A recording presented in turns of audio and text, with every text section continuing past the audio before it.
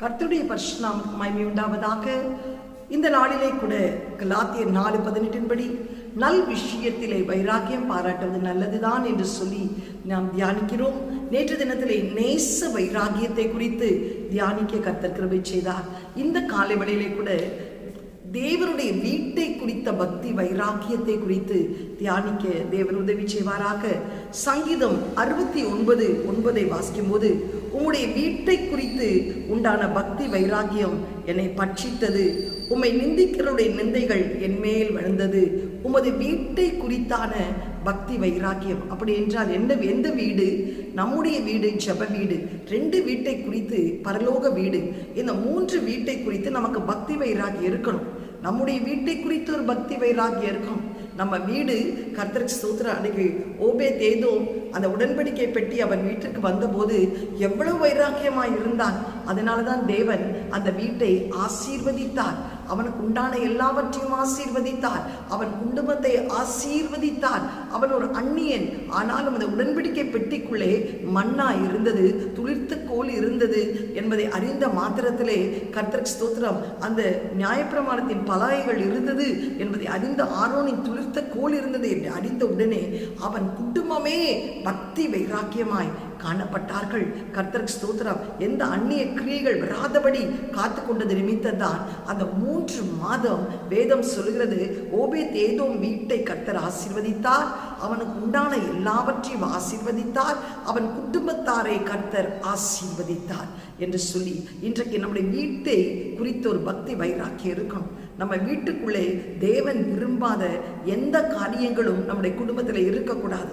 அநேக வீட்டுக்குள்ளே போகும்போது அது ஆண்டவருடைய பிள்ளைகளுடைய வீடாக இருந்தாலும் அந்த இடத்துல தகடுகளை பார்க்கலாம், தாயத்துக்களை பார்க்கலாம், எலுமிச்சம்பழம் மந்திரித்து வைத்திருக்கிறதை பார்க்கலாம், படிகாரத்தை பார்க்கலாம், கர்த்தருக்கு ஸ்தோத்திரம், பட்டங்கள் விக்கிரகங்களை பார்க்கலாம். இன்றைக்கு தேவன் அதையெல்லாம் அருவருக்கிறார். ஏன் இன்னும் சில வீட்டிலே மதுபானங்களை பார்க்கலாம், சிகரெட் துண்டுகளை பார்க்கலாம், கர்த்தருக்கு ஸ்தோத்திரம், டிவியிலே சினிமா காட்சிகளை பார்க்கலாம். இதையெல்லாம் தேவன் அருவருக்கிற காரியம். உன் வீட்டை குறித்து உனக்கு ஒரு பக்தி வைராக்கியம் இருக்கணும். 2வது இந்த இடத்துல சொல்லப்படுகிறது, கர்த்தருக்கு ஸ்தோத்திரம், உம்முடைய வீட்டை குறித்த பக்தி தேவனுடைய வீட்டை குறித்து ஒரு பக்தி வைராக்கியம் இருக்கணும். இன்னைக்கு சபையிலே தேவனுடைய வீட்டை குறித்து பக்தி வைராக்கியமே இல்லை.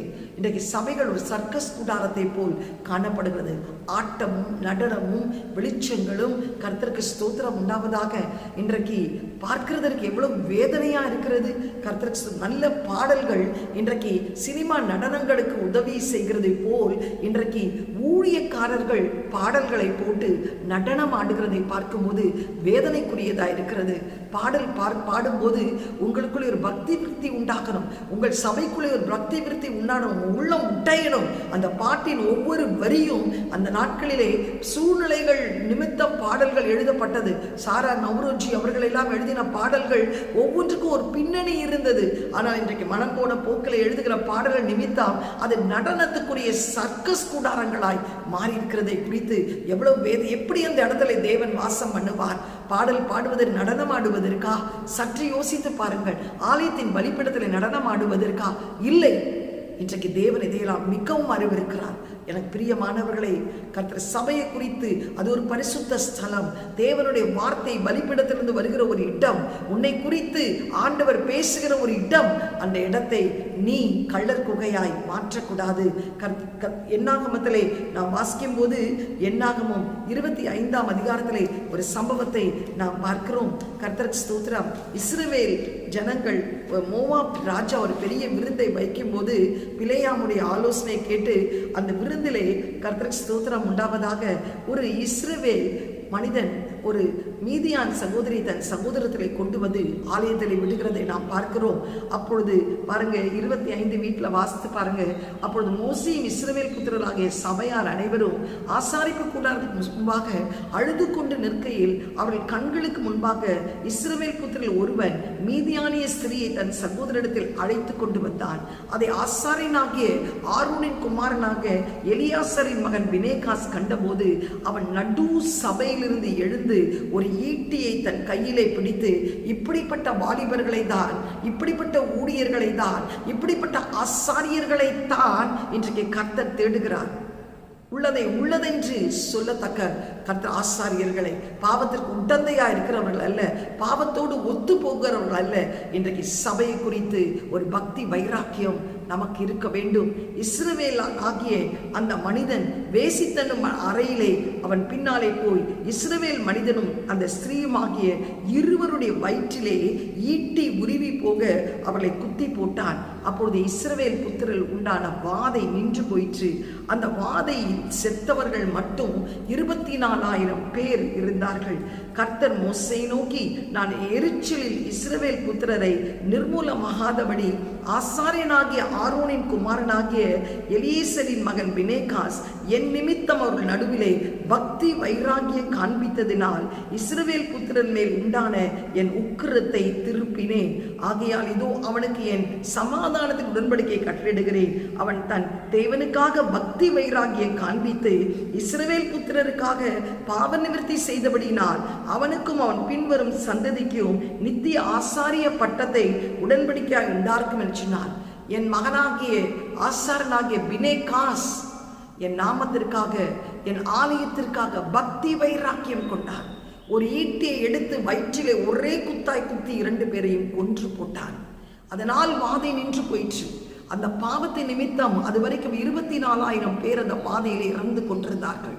ஆனால் ஒரு மனிதன் எழும்பி பக்தி வைராக்கியம் பாராட்டியதன் நிமித்தம் ஜனங்கள் தப்புவிக்கப்பட்டார்கள். இன்றைக்கு அப்படிப்பட்ட ஒரு பெனேகாசாய் நீ இருக்கணும். பழைய ஏற்பாட்டில் இன்னொரு பெனேகாஸ் உண்டு, ஏலியின் மகன். அந்த பெனேகாஸ் போல், அந்த ஓப்னி பெனேகாஸை போல் ஆலயத்தில் இருக்கக்கூடாது. ஆலயத்தின் காணிக்கைகளை திருடுவது, ஆலயத்தில் வருகிற பெண்களோடு சைனிப்பது, ஆலயத்தில் உள்ள பலிகளை அசுசிப்படுத்துவது. 2 பெனேகாஸ், 2 பேரும் ஆசாரிய ஊழியத்தில் இருக்கிறவர்கள், ஆசாரிய குடும்பத்தில் பிறந்தவர்கள். ஆனால் அந்த பெனேகாஸ் போரிலே மாண்டு மரித்தான். ஆனால் இந்த பெனேகாசு கர்த்தர் அவனோடு உடன்படிக்கை செய்கிறார். நித்தியமாய் ஆசாரிய ஊழியத்தை உனக்கு நான் ஏற்படுத்துவேன் என்று சொல்லி. எனக்கு அருமையானவர்களே, இன்றைக்கு ஆலயத்தை குறித்து ஒரு பக்தி வைராக்கியம் உண்டாகணும்.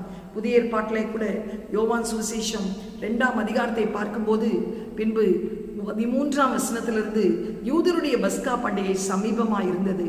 அப்பொழுது இயேசு எருசலேமுக்கு போய் தேவாலயத்திலே ஆடுகள், மாடுகள், புறாக்கள் ஆகிய இவைகளை விற்கிறவர்களை காசுக்காரர் உட்கார்ந்திருக்கிறதை கண்டு கயிற்றினால் ஒரு சவுக்கை உண்டு பண்ணி அவர்கள் யாவரையும் ஆடு மாடுகளையும் தேவாலயத்துக்கு புறம்பே துரத்திவிட்டு காசுக்காரருடைய காசுகளை கொட்டி பலகைகளை கவிழ்த்து போட்டு புறா விற்கிறவர்களை நோக்கி, இவைகளை இவ்விடத்திலிருந்து எடுத்துக்கொண்டு போங்கள், என் பிதாவின் வீட்டை வியாபார வீட்டாக்காதீர்கள். அப்பொழுது தம்முடைய வீட்டை குறித்து உண்டான பக்தி வைராக்கியம் என்னை பட்சித்தது என்று எழுதியிருக்கிறதை அவருடைய சீஷர்கள் நினைவு கூர்ந்தார்கள். ஆண்டவர் கூட எருசலேமுக்கு வந்தபோது, பஸ்கா பண்டிகை என்ற போது அவர் அந்த ஆலயம் அசூசியாய் ஒரு வியாபார ஸ்தலமாய் இருக்கிறதை பார்த்த மாத்திரத்திலே சவுக்கை எடுத்து அடித்து விரட்டினார். இதுதான் தேவனுடைய பக்தி வைராக்கியம். இன்றைக்கு ஆலயம் பரிசுத்த ஸ்தலம். இன்றைக்கு சபை மறுரூபமாகாத காரணம் என்ன? பரிசுத்த ஸ்தலத்திலே அந்த பரிசுத்தம் காணப்படவில்லை. இன்றைக்கு இதை கேட்டுக்கொண்ட சகோதரி, உன் வீட்டை குறித்த ஒரு பக்தி வைராக்கியம், உன் சபையை குறித்த ஒரு பக்தி வைராக்கியம், உன்னுடைய ஆலயத்தை குறித்து ஒரு பக்தி வைராக்கியம். ஏன்? நீயே ஆண்டவருடைய ஆலயமாயிருக்கிறாய். உன்னை குறித்து ஒரு பக்தி வைராக்கியம் உனக்கு இருக்க வேண்டும். இது தேவன் வாசம் பண்ணுகிற ஆலயம். இதில் எந்த அசுத்தம் இருக்கக்கூடாது. எந்த கர்த்தருக்கு விருப்பமில்லாத காரியங்கள் சிந்திக்கக்கூடாது, செயல்படக்கூடாது என்று அந்த ஆலயத்தை பரிசுத்தப்படுத்துவாயானால் தேவனுடைய மகிமை உன் வாழ்க்கையிலே, பினேகாசுடைய வாழ்க்கையில் வெளிப்பட்டது போல் வெளிப்படும். கண்களை மூடி ஜெபம் செய்வோம். எங்களை அதிகமாய் நேசிக்கிற நல்ல தகப்பனே, இந்த காலை வேளையிலே கூட உம்முடைய வீட்டை குறித்த பக்தி வைராக்கியம் என்னை பட்சித்தது என்று நாங்கள் வாசிக்கிறோமே. ஆண்டவரே, எங்களுடைய வீட்டை குறித்து, எங்கள் சபை என்ற வீட்டை குறித்து ஆண்டவரே பக்தி வைராக்கியம், ஏன் நாங்கள் தேவன் வாசம் பண்ணுகிற ஆலயமாக இருக்கிறோம். ஆண்டவரே, ஒரு பக்தி வைராக்கியத்தோடு நாங்கள் ஜெபிக்க வேண்டாம்ப்பா. ஆலயத்துக்கு பரிசுத்தமாய் கடந்து வரணும், நல்ல ஜெபிக்கணும் ராஜா. ஆலயத்தில் எந்த விதத்திலும் அசுசிகள் காணப்படக்கூடாதப்பா. ஆலயத்தை ஒரு கள்ளர் குகையாய் மாற்றக்கூடாது ஆண்டவரே. ஆலயத்தை ஒரு வியாபார ஸ்தலமாய் மாற்றக்கூடாது கர்த்தாவே. ஆலயத்தின் நடுவிலே நீர் உலாவி கொண்டிருக்கிறீர் என்பதை ஜனங்களுக்கு ஒரு பயம் உண்டாகட்டும் ராஜா.